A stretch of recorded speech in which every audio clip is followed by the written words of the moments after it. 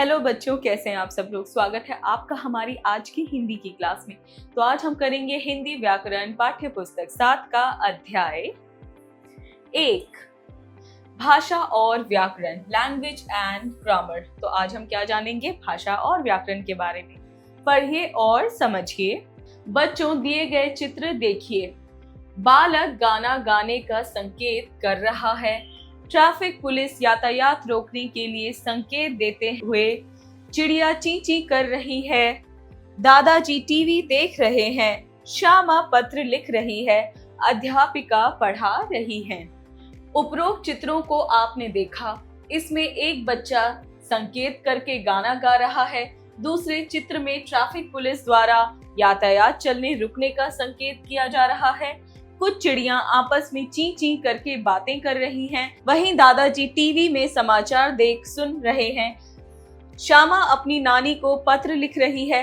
अध्यापिका जी बच्चों को बोलकर और श्यामा पट पर लिखकर पाठ पढ़ा रही हैं। इन सभी चित्रों में समझने, जानने, दूसरों को समझाने, उन्हें सूचनाएं देने का कार्य हो रहा है। इन सब कार्यों को हिंदी भाषा में संप्रेषण, कम्युनिकेशन कहते हैं। इसे ही भाषा कहा जाता है। इसे हम इस रूप में भी कह सकते हैं कि विचारों एवं भावों की अभिव्यक्ति का बोलकर, सुनकर, लिखकर, पढ़कर आदान प्रदान करना भाषा कहलाता है। तो बच्चों, हमने क्या जाना? जब हम अपने विचारों को, अपनी भावनाओं को बोलकर, सुनकर, पढ़कर, लिखकर आदान प्रदान करते हैं तो वही हमारी क्या कहलाती है? भाषा कहलाती है। अब यहाँ प्रश्न ये है कि हम किस किस को भाषा कहेंगे और किसे भाषा की श्रेणी में नहीं रखेंगे। बच्चों, पहले जब लोगों को भाषा नहीं मालूम थी तो लोग संकेतों के माध्यम से इन शारीरिक भाव भंगिमाओं से बातचीत करते थे। वैसे ही जैसे आजकल हम लोग चिड़ियाओं को शोर मचाते, पशुओं को बोलते एवं एक दूसरे को चाट कर प्रेम प्रकट करते देखते हैं। अब आप यह जानिए कि भाषा का यही सांकेतिक स्वरूप धीरे धीरे अपरिपक्व रूप में बातचीत या संप्रेषण का साधन बना है। फिर भाषा के विकास से धीरे धीरे यह स्वरूप कई तरह की बोलियों से होता हुआ भाषा की शुद्धता की ओर अग्रसर हुआ। यदि मनुष्य और बाकी प्राणियों के बीच भाषा की तुलना की जाए तो केवल मनुष्य ही ऐसा प्राणी है जो अपनी बात को समझा या सुना सकता है। तो बच्चों, हमने क्या जाना कि भाषा हम किसे कहेंगे और भाषा कैसे विकसित हुई है। जब हमारे पास कोई भाषा नहीं थे, कोई शब्द नहीं थे, तो हम कैसे बातचीत करते थे? हम संकेतों के माध्यम से या बॉडी जेस्चर से अपने हाथ को, अपनी आंखों को, अपनी गर्दन को हिला के हम दूसरों तक अपने विचारों को पहुंचाते थे, जैसे कि आज के समय में चिड़िया या बाकी जानवर भी करते हैं। लेकिन धीरे धीरे भाषा का जो है क्या हुआ? विकसित हुई। धीरे धीरे बोलियां भी बनी और धीरे धीरे ऐसे करते करते भाषा ने एक बहुत बड़ा विस्तार रूप ले लिया और शुद्ध रूप में सभी जगह बोले जाने लगी। यदि हम भाषा के रूप की बात करें तो इसके दो रूप हमारे सामने मुख्य रूप से हैं, मौखिक तथा लिखित। मौखिक भाषा, इसमें भाषा का वह स्वरूप शामिल है जो केवल कहा या सुना जा सकता है। इसमें सुनना तथा बोलना सम्मिलित किया जाता है। तो बच्चों, भाषा के कितने रूप हैं? भाषा के दो रूप हैं, मौखिक और लिखित। मौखिक भाषा किसे कहते हैं? जिसमें सिर्फ आप बोलकर या सुनकर बातों को या विचारों को समझ सकते हैं। लिखित भाषा साधारणतः सुनने या बोलने से हम थोड़े समय बाद वह भूलने लगते हैं, इसलिए हम सब इसे स्थायित्व, लिपिबद्धता प्रदान करने के लिए उनको लिखने लगे। कागज के आविष्कार के पूर्व इसे भोजपत्र, ताम्रपत्र, ताड़पत्र पर लिखते थे। कागज के आविष्कार के बाद इसे उस पर लिखकर सुरक्षित रखा गया। समय बीतने के साथ तकनीकी विकास के बाद अब कंप्यूटर की हार्ड डिस्क में डाटा सुरक्षित रखा जाता है। इससे भी बढ़कर अब वेब यानी कि शून्य में डाटा को सुरक्षित रखा जाता है। लिखित भाषा में पढ़ना तथा लिखना शामिल है। तो बच्चों, लिखित भाषा में क्या है? लिखित भाषा में हम किसी भी अपनी बातों को, अपने विचारों को लिखकर व्यक्त करते हैं और पढ़कर समझते हैं। और जब कागज का निर्माण नहीं हुआ था, आविष्कार नहीं हुआ था, तब किस पे लिखा जाता था? भोजपत्र, ताम्रपत्र और ताड़पत्र पे। और उसके बाद कागज का आविष्कार हुआ तो कागज पर लिखा जाने लगा। और अब टेक्नोलॉजी इतनी ज्यादा आ चुकी है कि अब हम कंप्यूटर पे भी लिखते हैं और अपने विचारों को दूसरों तक पहुंचाते हैं। भाषा और बोली। भाषा जहाँ एक और विस्तृत क्षेत्र में बोली जाती है, वहीं बोली या उपभाषा एक सीमित क्षेत्र में बोली जाती है। भाषा का लिखित रूप होता है जबकि बोली का कोई लिखित रूप नहीं होता। अवधी और ब्रज ऐसी बोलियां हैं जिनके साहित्य की रचना भी हुई है। तो बच्चों, भाषा और बोली में क्या अंतर है?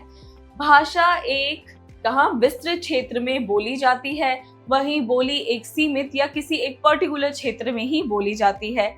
भाषा की अपनी लिपि होती है, अपना साहित्य है, लेकिन बोलियों का अपना कोई साहित्य नहीं है। और सिर्फ हमारी अवधी और ब्रज भाषा ऐसी है जिनके साहित्य भी हैं। कोस कोस पर बदले पानी, 3 कोस पर बदले बाणी। तो बच्चों, ये क्या है? ये एक दोहा है जो कि ब्रज भाषा में लिखा गया है। हमारा देश विविध धर्मों को मानने वाला व अनेक संप्रदायों को मानता है, इसलिए यहाँ पर बोलियां भी बहुत हैं, जैसे अवधी, राजस्थानी, भोजपुरी, मारवाड़ी, भगेली, कुमाऊनी, हरियाणवी, कन्नौजी, बुंदेली, गढ़वाली, पूर्वी। तो बच्चों, ये सारी क्या हैं? ये सारी ही हमारी बोलियां हैं। हिंदी भाषा का उद्भव संस्कृत भाषा के तद्भव से हुआ है। इसे तद्भव रूप में जन सामान्य की भाषा बनाने के लिए अपनाया गया। मुगलों के काल में ही हिंदी भाषा अधिक विभाजित होती रही। पुनः वर्तमान में भारतीय संविधान के अनुच्छेद 343 के अंतर्गत हिंदी को भारत के संवैधानिक स्वरूप की मान्यता मिली और प्रति 14 सितंबर को हम हिंदी दिवस मनाते हैं। भारत में 6500 भाषाएं बोली जाती हैं।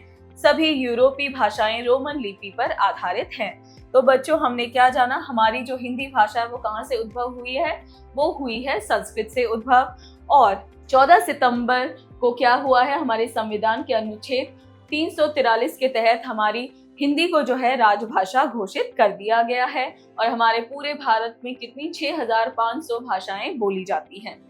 और साथ में ही सभी यूरोपीय भाषाएं रोमन लिपि पर आधारित होती हैं। भारतीय संविधान में अब तक 22 भाषाओं को मान्यता प्रदान की गई है। वे हैं हिंदी, असमिया, बांग्ला, डोगरी, बोडो, उर्दू, नेपाली, गुजराती, कन्नड़, कश्मीरी, कोंकणी, मैथिली, मलयालम, मराठी, मणिपुरी, ओडिया, पंजाबी, संस्कृत, संथाली, सिंधी, तमिल, तेलुगु। तो ये 22 वो भाषाएं हैं जिनको भारतीय संविधान ने मान्यता प्रदान की है। राष्ट्रभाषा, जिस भाषा को अधिकांश लोग बोलते हैं उसे राष्ट्रभाषा कहा जाता है। यही एक ऐसी भाषा है जो कि समूचे भारत में अधिकांश रूप में बोली जाती है। जहां तक हिंदी को राष्ट्रभाषा मानने का प्रश्न है, यह वह सभी आवश्यक शर्तें पूरी करती है जो एक राष्ट्रभाषा मानने के लिए पर्याप्त है, किंतु अनेक प्रयासों के बावजूद इसे अभी तक संविधान द्वारा राष्ट्रीय या राष्ट्रभाषा का स्वरूप प्राप्त नहीं हो सका है। तो बच्चों, राष्ट्रभाषा कौन सी होती है? जो पूरा ही राष्ट्र बोलता है उसी को हम राष्ट्रभाषा कहते हैं। लिपि, किसी भी भाषा को लिखने के चिन्ह या व्यवस्थित ढंग को लिपि कहते हैं। लिपि के माध्यम से ही भाषाएं लिखी जाती हैं। हिंदी भाषा की लिपि देवनागरी है। इसकी वर्णमाला इस प्रकार है। तो बच्चों, लिपि किसे कहते हैं? किसी भी भाषा को लिखने के चिन्ह या व्यवस्थित ढंग को हम लिपि कहते हैं। तो चलिए पढ़ते हैं वर्णमाला और कुछ लिपियों को। ये हमारी वर्णमाला अ, आ, ई, उ, री, ए, ओ, अ, आ, क, ख, ग, घ, ड़, च, छ, ज, झ, ञ, ट, ठ, ड, ढ, ण, ढ और ण, त, थ, द, ध, न, प, फ, ब, भ, म, य, र, ल, व, श, स, ह, श्र, त्र, य, श्र। चलिए अब पढ़ते हैं। कुछ भाषाओं की लिपियां हैं। भाषा है, लिपि है। हिंदी देवनागरी, संस्कृत देवनागरी, गुजराती, अंग्रेजी, रोमन, उर्दू, फारसी। चीनी या मंदारिन, जापानी, कानो लिपि या जापानी, बांग्ला, बंगाली, पंजाबी, गुरुमुखी, मणिपुरी, मैतेई। व्याकरण, ग्रामर, नीचे बने चित्र देखिए और उनकी बातें सुनकर मजे लीजिए। तो चलिए पढ़ते हैं। अरे सुरभि, तेरे को आज तेरी मम्मी पास जाने का है ना? हाँ ऋषि, मेरे को जाने को मांगता पर अभी नहीं जाने का। बच्चों, पढ़कर मजा आ गया ना? आपको हंसी भी आ रही होगी। अब उनकी ये बातें पढ़िए। अरे सुरभि, आज तुम्हें अपनी मम्मी के पास जाना था ना? हाँ ऋषि, मुझे जाना तो था पर अभी नहीं जाऊंगी। यह संवाद शुद्ध भाषा पर आधारित है। व्याकरण के व्यवस्थित ढंग से भाषा को शुद्ध रूप में लिखा या पढ़ा जा सकता है, जिसे व्याकरण द्वारा करना ही संभव है। अतः हम कह सकते हैं कि भाषा को शुद्ध रूप से बोलना, पढ़ना व लिखना व्याकरण द्वारा होता है। तो बच्चों, व्याकरण क्या होता है? व्याकरण हमें मदद करता है भाषा को शुद्ध रूप में बोलने और लिखने में। व्याकरण के लाभ। व्याकरण भाषा को ठीक करता है। व्याकरण भाषा को व्याकरणिक नियमों की कसौटी पर कस के ही उसे शुद्धता प्रदान करता है। व्याकरण भाषा को सिखाता नहीं है, बल्कि उसे शुद्ध रूप प्रदान करके लिपिबद्ध करता है। तो बच्चों, व्याकरण से हमें क्या मिलते हैं? हमें बहुत सारे फायदे मिलते हैं। हमारी भाषा में बेसिकली शुद्धता आती है, लिखने में भी और बोलने में भी। आइए पुनरावृत्ति करें। भाषा द्वारा हम अपनी बात दूसरों को बताते तथा दूसरों की बात स्वयं समझते हैं। दूसरों की बात समझना एवं अपनी बात को समझाना भाषा द्वारा ही मुमकिन है। भाषा के दो रूप मौखिक और लिखित। मौखिक के दो रूप सुनना और बोलना, और लिखित के दो रूप पढ़ना और लिखना। सुनकर पढ़कर स्वयं समझते हैं, बोलकर लिखकर दूसरों को बताते हैं। बोली, यह अपेक्षाकृत सीमित क्षेत्र में बोली जाती है। इसमें कोई साहित्य नहीं लिखा होता है। भारतीय संविधान में कुल 22 भाषाओं को मान्यता प्रदान की गई है। हिंदी को संविधान में राजभाषा का स्थान दिया गया है। प्रत्येक 14 सितंबर को भारत में हिंदी दिवस मनाया जाता है। लिपि, भाषा को लिखने के चिन्ह या ढंग लिपि कहलाते हैं। व्याकरण भाषा को शुद्धता प्रदान करता है। अभ्यास कार्य, मौखिक कार्य, स्पीकिंग स्किल्स, यानी हमें बोलकर उत्तर देने हैं। दिए गए प्रश्नों के उत्तर बताइए। क, भाषा किसे कहते हैं? हम अपने विचारों को, अपनी भावनाओं को जब किसी को बताते हैं, उनका आदान प्रदान करते हैं, उसी को भाषा कहते हैं। ख, भाषा के कितने रूप हैं? भाषा के 2 रूप हैं, मौखिक और लिखित। ग, लिपि किसे कहते हैं? भाषा के लिखने के चिन्हों को या फिर व्यवस्थित ढंग को हम लिपि कहते हैं। ख, भाषा और बोली में क्या अंतर है? भाषा एक विस्तृत क्षेत्र में बोली जाती है और बोली एक सीमित क्षेत्र तक ही बोली जाती है। लेखन कार्य, राइटिंग स्किल्स, यानी हमें लिखकर उत्तर देने हैं। प्रश्न 1, दिए गए चित्र को पहचान कर भाषा के रूप लिखिए। तो बच्चों, हमें क्या दे रखा है? हमें चित्र दे रखे हैं और हमको पहचानना है ये भाषा के कौन से रूप हैं। जैसे ये है बोलना, क्योंकि मंत्री जी भाषण दे रहे हैं बोल के। दूसरा है पढ़ना, क्योंकि दादाजी क्या पढ़ रहे हैं? अखबार पढ़ रहे हैं। तीसरा है लिखना, लड़की कुछ लिख रही है पेपर पे। और चौथा है सुनना, क्योंकि मैम कुछ बोल रही हैं और बच्चे सुन रहे हैं। प्रश्न 2, दी गई भाषाओं को उनकी बोलियों के साथ मिलाइए। तो बच्चों, यहाँ पे भाषाएं दे रखी हैं और उनकी बोलियां भी दे रखी हैं, तो हमें उनको उनकी बोलियों के साथ मिलाना है। पहले हम भाषाओं को मिलाते हैं, फिर बोलियों को। जैसे कि हरियाणवी है हमारी बोली। कोंकणी है हमारी भाषा। भगेली है हमारी बोली। और डोगरी है हमारी भाषा। छत्तीसगढ़ी है हमारी बोली। मेवाड़ी है हमारी बोली। मैथिली है हमारी भाषा। कुमाऊनी है हमारी बोली और बोडो है हमारी भाषा। चीनी है हमारी भाषा। प्रश्न 3, दिए गए वाक्यों के सामने सही या गलत के निशान लगाइए। क, हिंदी की लिपि देवनागरी में भाषा के 2 रूप होते हैं। गलत। ख, कुमाऊनी एक सुंदर भाषा है। गलत। ग, भारतीय संविधान में 22 भाषाओं को मान्यता प्राप्त है। सही। घ, हिंदी हमारी राजभाषा है। सही। ड़, भारत में 6500 बोलियां बोली जाती हैं। गलत। च, ईमेल करना लिखित भाषा का रूप है। सही। छ, भाषा का लिखित रूप लिपिबद्ध नहीं होता है। गलत। ज, संकेत को भी भाषा माना गया है। सही। प्रश्न 4, भाषा और बोली में क्या अंतर है, विस्तार में वर्णन कीजिए। तो बच्चों हमें क्या यहाँ पे बताना है कि भाषा और बोली में क्या अंतर है। जैसा कि हमने जाना, भाषा एक बड़े क्षेत्र में बोली जाती है, लेकिन वही बोली क्या है, बड़े ही सीमित क्षेत्र में बोली जाती है। आप ये अंतर यहाँ पे स्पष्ट करेंगे। साथ ही में भाषा का अपना क्या है, लिपि है, भाषा का अपना इतिहास है, लेकिन बोली का नहीं है। ये सारे ही डिफरेंसेस आप यहाँ पे लिखेंगे अपने शब्दों में।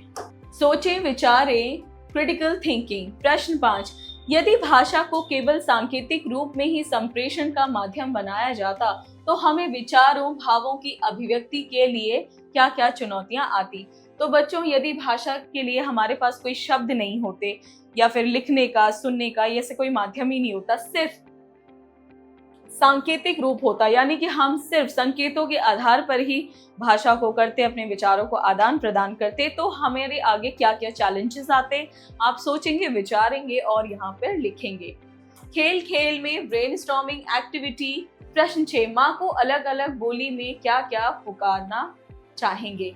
तो बच्चों माँ को क्या है, अलग अलग बोली में, हम अलग अलग भाषाओं में, अलग अलग बोलियों में, अलग अलग शब्दों से संबोधित करते हैं। जैसे कि मुस्लिम अम्मी बोलते हैं तो हिंदू माँ बोलते हैं, कहीं कहीं बा भी बोला जाता है।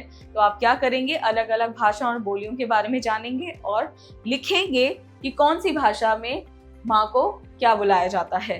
प्रश्न 7, अध्यापिका शाम पट पर एक एक शब्द लिखकर बच्चों से अलग अलग भाषाओं में पूछे। यानी कि बच्चों ये आपकी क्लास एक्टिविटी है और यहाँ पे आपकी टीचर कोई शब्द लिखेगी ब्लैक बोर्ड पे और उसके बाद आपसे पूछेंगी कि इसको अलग अलग भाषाओं में या बोलियों में क्या कहा जाता है। प्रश्न 8, अपने मित्रों के नाम लिखिए, उनके सामने लिखिए कि वे कहाँ के हैं और कौन सी उनकी मातृभाषा है। तो बच्चों ये भी आपकी क्या है, एक्टिविटी है, जहाँ पे आप अपने फ्रेंड्स या फिर अपने क्लासमेट्स के नाम लिखेंगे और पूछेंगे वो कहाँ के रहने वाले हैं, कौन से क्षेत्र के रहने वाले हैं और उनकी मातृभाषा क्या है। मातृभाषा यानी कि उनके घर में कौन सी भाषा बोली जाती है, वो आप यहाँ मेंशन करेंगे। प्रेरणादायक मूल्य, प्रत्येक भाषा बोली का करो सम्मान,